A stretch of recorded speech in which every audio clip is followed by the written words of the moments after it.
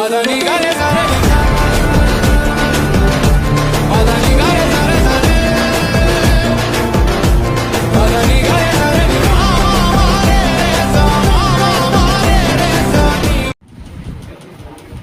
लोग आज देखते हैं फूल के बारे में। तो फूल को अगर देखते हैं तो उसमें कई सारा भाग दिखता है। इसमें सबसे अट्रैक्टिव भाग हम लोग क्या दिखता है? बड़ा ये पंखुड़ी है ना। अब फूल में क्या क्या भाग दिखता है हम लोग को? एक तो हम लोग देखते हैं कि छायांग रहता है, इसको हम स्त्री केसर कहते हैं। स्त्री केसर है, उसके बाद क्या है? पुंकेसर।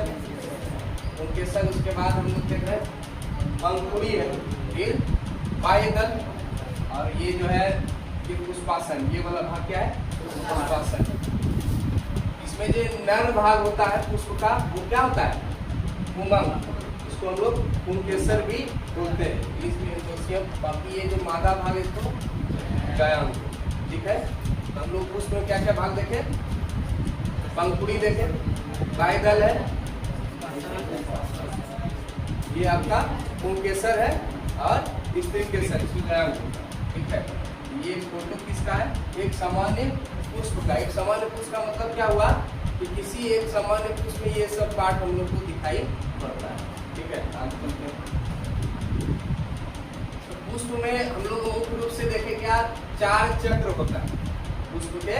4 चक्र। पहला चक्र हम लोग क्या देखे थे? तो उसको जैसे पायदल है तो पायदल एक इकाई हुआ, लेकिन उसका पूरा जो सामूहिक रूप जो है, संयुक्त रूप हम लोग कहलाता है कैलिक्स। क्या कहलाता है? कैलिक्स। कैलिक्स कहलाता है।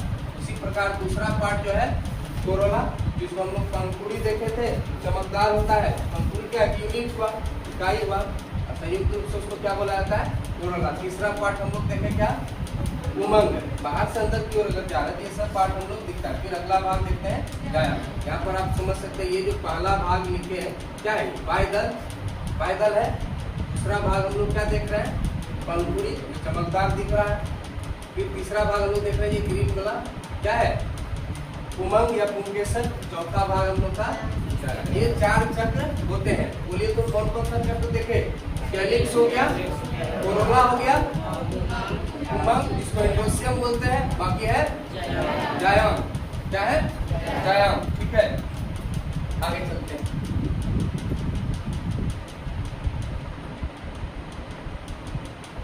कैलिक्स के बारे में देखते हैं। कैलिक्स में क्या है? यह पुष्प का क्या है?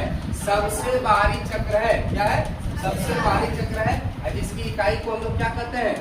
पायदल। जिसकी इकाई को हम लोग क्या कहते हैं? पायदल। और यह कैसा होता है? प्रायः हरे रंग का होता है। प्रायः कैसा होता है?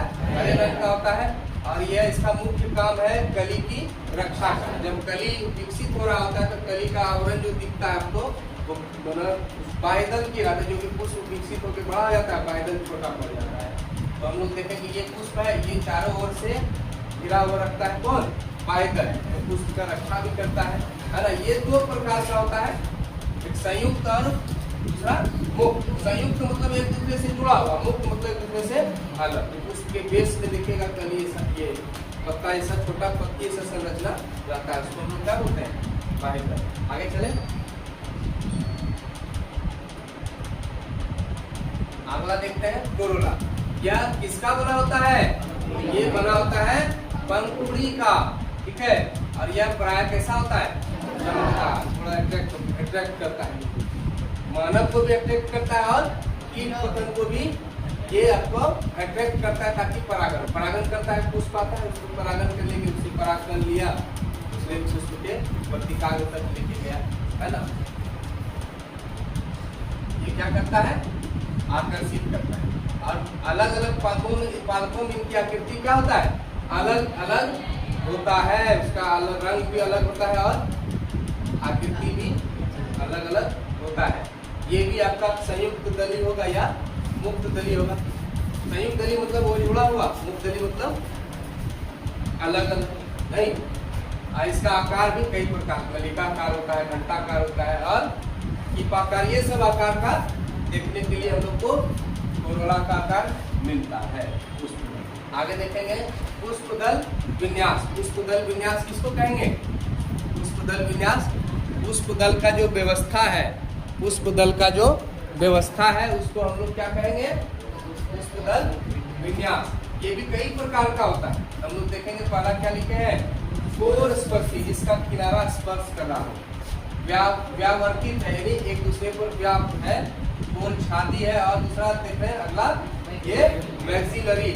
ये आपका किसका प्रकार है, पुष्पदल का जो व्यवस्था है किस प्रकार से अरेंज, वो हम लोग देखते हैं। आगे आते हैं, पहला देखें हम लोग क्या, कोर स्पर्शी। कोर स्पर्शी का मतलब क्या समझ में आ रहा है कि इसका किनारा जो है कहीं ना कहीं क्या हो रहा है, स्पर्श हो रहा है। किनारा क्या हो रहा है, स्पर्श हो रहा है, इसलिए इसका नाम है कोर स्पर्शी। दूसरा व्यावर्ती, देख रहे हैं एक दूसरे पर ये चढ़ा हुआ है, एक दूसरे पर चढ़ा हुआ है, यानी एक का अपर पोर्शन एक का लोअर, इस प्रकार से।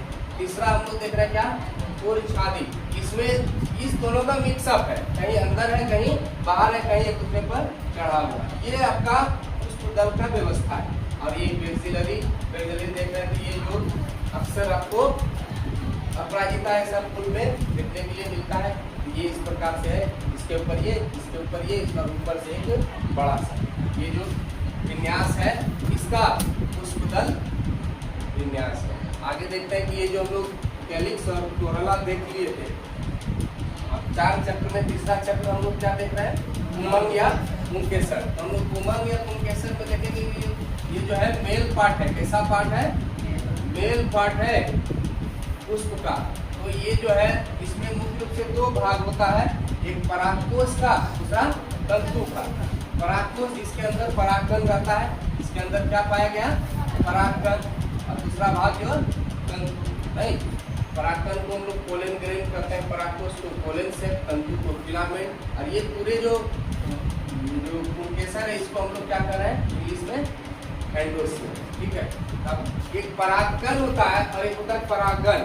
परागकण तो ये पराग जो इसमें पाया गया उसका नाम है। परागण जो है प्रोसेस है, उसको हम समझाने का प्रयास किए, उसको इंग्लिश में पोलिनेशन कहते हैं।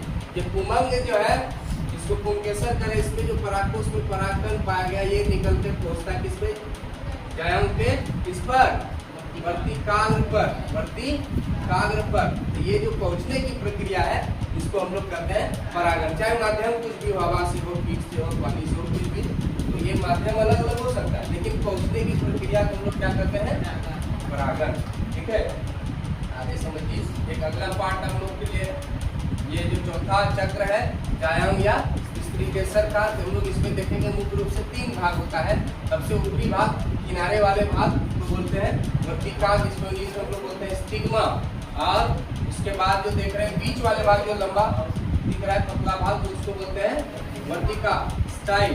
और सबसे आखिरी भाग जो है जो पुंकेसर ये पुष्पासन से अटैच होता है वो होता है अंडाशय का, ओवरी का। और इसी के अंदर क्या पाया जाता है, बीजांड। यहीं पर जो परागकण आता है, अब परागकण एक फिलामेंट बनाता है, इस तरह से यहाँ आके प्रवेश करता है, यहीं पर हो जाता है निषेचन। अब इसके बाद बीज बनता है, समझ में आया।